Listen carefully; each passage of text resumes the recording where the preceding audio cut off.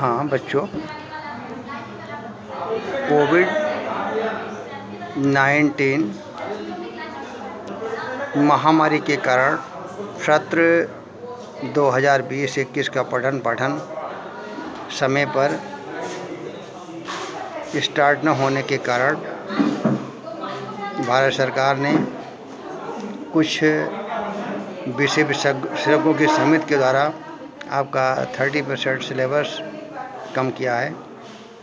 उस सिलेबस को छोड़कर बाकी जो आपका सिलेबस है उसको ऑनलाइन टीचिंग द्वारा पढ़ाया जाएगा और आप लोग उसको देखें और समझें और उसका विधिवत अध्ययन करते रहें। तो ऐसा है कि कुछ जो लेसन निकले हुए हैं उसमें से हिस्ट्री के जैसे पहले थे औद्योगिकरण का युग, उसको भी आपके सिलेबस से निकाल दिया गया है। और इतिहास में एक और है मुद्रण और यूरोप, जो यूरोप में मुद्रण व्यवस्था थी उसको भी निकाल दिया गया है। 2 लेसन आपके हिस्ट्री से निकले हुए हैं। एक जो लेसन उधर है ज्योग्राफी का, ज्योग्राफी में जो था विनिर्माण उद्योग, विनिर्माण उद्योग में आपने बहुत पहले पढ़ा होगा कि बृहद उद्योग, लघु उद्योग, कुटीर उद्योग, उसको निकाल दिया गया है। अब वो आपको पढ़ने की आवश्यकता नहीं है। इधर जो आपका तीसरा पोर्शन है सामाजिक विज्ञान का, वो है राजनीति, नागरिक शास्त्र। तो उसमें भी एक राजनीतिक दल, उसको भी इसलिए उसे निकाल दिया गया सिलेबस से। और जो चौथा आपका जो है पार्ट वो है अर्थशास्त्र, अर्थशास्त्र से साख और मुद्रण उसे निकाला गया है।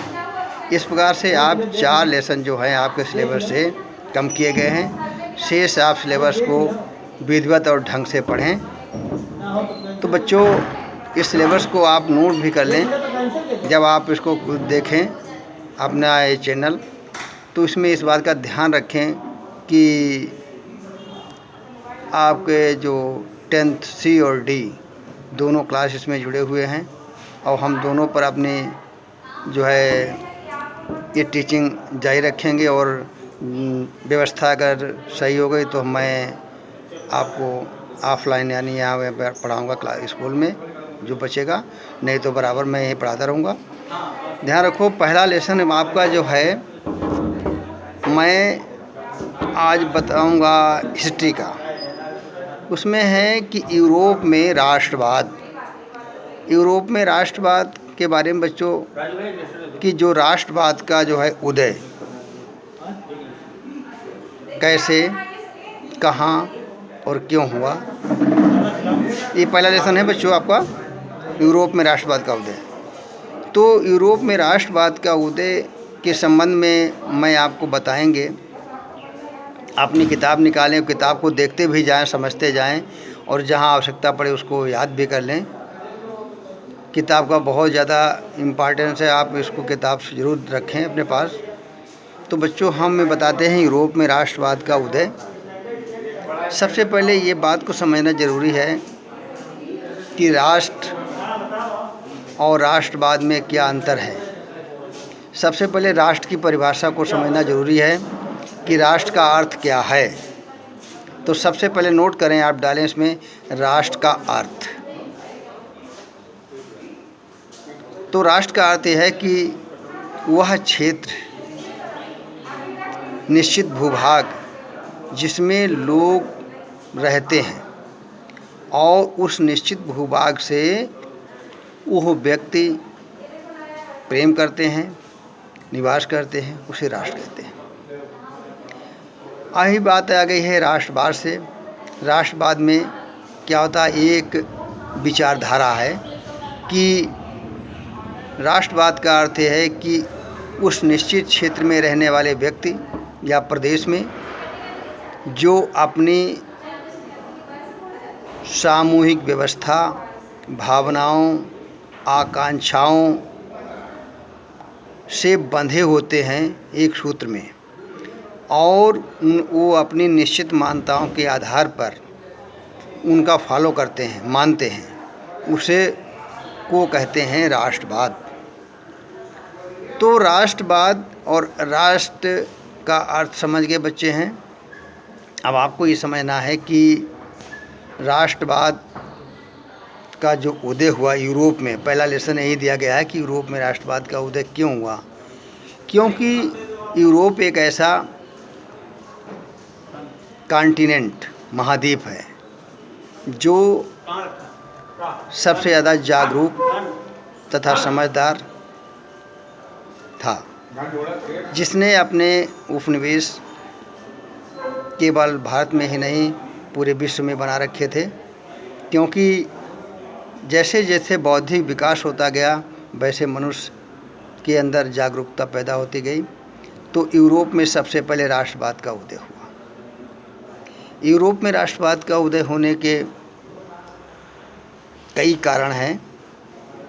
अब इसमें ये समझना ज़रूरी है कि जो राष्ट्रवाद का उदय हुआ है, राष्ट्रवाद के पहले यूरोप की व्यवस्था को देखना है कि यूरोप में राष्ट्रवाद की व्यवस्था पहले कैसी थी, और उसके बाद में अब राष्ट्रवाद का उदय हुआ।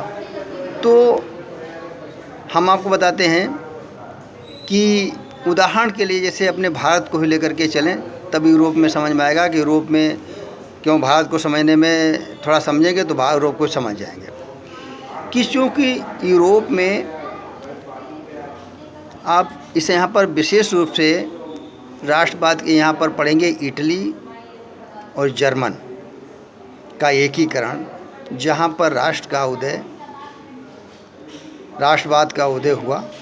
तो पहले सामंती व्यवस्था थी, सामंतवाद, इसे कहते हैं सामंतवाद।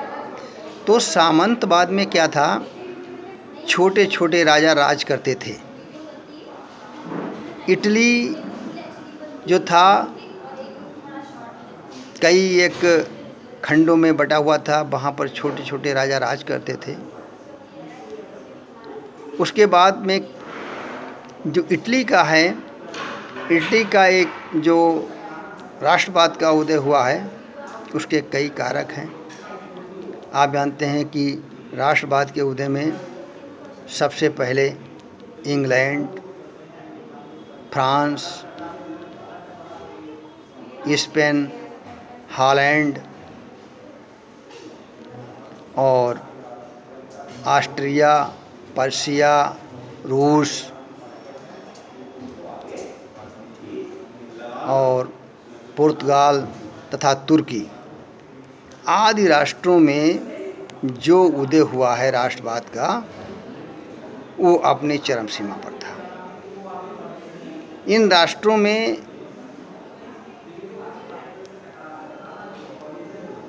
उदय होने के कई कारण थे। वो कारण हम बताएंगे। वो कारण निम्नवत थे, जैसे कि राष्ट्र और राज्य की व्यवस्था, राष्ट्र और राज्य की व्यवस्था। नंबर 2, धर्म सुधार आंदोलन, राष्ट्र धर्म सुधार आंदोलन। और नंबर 3, बौद्धिक क्रांति। नंबर 4, फ्रांसीसी क्रांति। नंबर 5, अमेरिका की क्रांति। और इसके अतिरिक्त जो बेल्जियम और तुर्की के जो अधीन कुछ राष्ट्र थे, उनमें राष्ट्रवाद का उदय हुआ और उन्होंने अपने देश की आज़ादी के लिए संघर्ष किया। संघर्ष करने के बाद में ये राष्ट्र आज़ाद हुए। आज़ाद होने में इनका महत्वपूर्ण, इनमें से कुछ जैसे धर्म सुधार आंदोलन वाले ले लीजिए, राष्ट्र राज्य के उदय के बारे में ले लीजिए। तो राष्ट्र राज्य के उदय, जैसे मैंने अभी आपको बताया था कि जो हमारे England, France, Spain, Holland Austria, Persia, रूस और तुर्की जैसे राष्ट्र, इनमें राष्ट्रवाद का उदय हुआ, क्योंकि लंबे अरसे के बाद इन्हें आज़ादी मिली। इसके साथ में और भी जो भौगोलिक एटमॉस्फेयर का भी प्रभाव पड़ा, साथ में जो धर्म सुधार आंदोलन हुए यूरोप में, धर्म सुधार आंदोलन ने पुरानी परंपराओं पर कठोर आघात किए, उनकी अंधविश्वासों को दूर किया, लोगों में रूढ़िवादिता खत्म की, और उन्होंने जो पोप का रोम साम्राज्य में जो पोप का बोलबाला था उसको ख़त्म करने का पूरा प्रयास किया, क्योंकि पोप जो रोमन साम्राज्य था, जो प्रोटेस्टेंट धर्म था, उसने इटली के एकीकरण में बहुत बड़ी बाधाएं उत्पन्न की थी। ऐसे शासक हुए जिन्होंने रोम के जो प्रोटेस्टेंट धर्म को खत्म करके एक कैथोलिक धर्म की स्थापना की और उसके अंधविश्वास को खत्म किया। साथ में इंग्लैंड की क्रांति जो थी 1688 में, जिसको गौरवपूर्ण क्रांति के नाम से जाने जाते हैं, इस क्रांति का भी राष्ट्रवाद के उदय में महत्वपूर्ण योगदान रहा है। साथ में जो फ्रांस की क्रांति थी 1789 में, उस फ्रांस की क्रांति में समानता, भाईचारा और बंधुता जैसी विचारधाराओं ने मनुष्य को काफ़ी प्रभावित किया। ये सब उत्तरदायी कारण रहे हैं राष्ट्रवाद के उदय में। इसके साथ साथ अब आप इसमें दो चीज़ों का महत्व है, इटली का एकीकरण और जर्मन का एकीकरण। तो हमने राष्ट्रवाद के उदय के कारण आपको समझा दिया है, राष्ट्र की परिभाषा, राष्ट्रवाद का अर्थ, राष्ट्रवाद को प्रोत्साहित करने वाले जो कारक हैं उनको बताया है। इसके साथ में बच्चों अब हम क्रम से बताएंगे कि इटली में जो है राष्ट्रवाद उदय होने का क्या कारण है, और जर्मन में। दो लेसन आपको पढ़ने हैं, इसमें दो चीज़ें बहुत महत्वपूर्ण हैं कि इटली में जो है एकीकरण कैसे हुआ और जर्मन में एकीकरण। तो जर्मन और इटली का मैं बताऊंगा, पहले इस वीडियो को आप रिकॉर्ड करें, पढ़ें।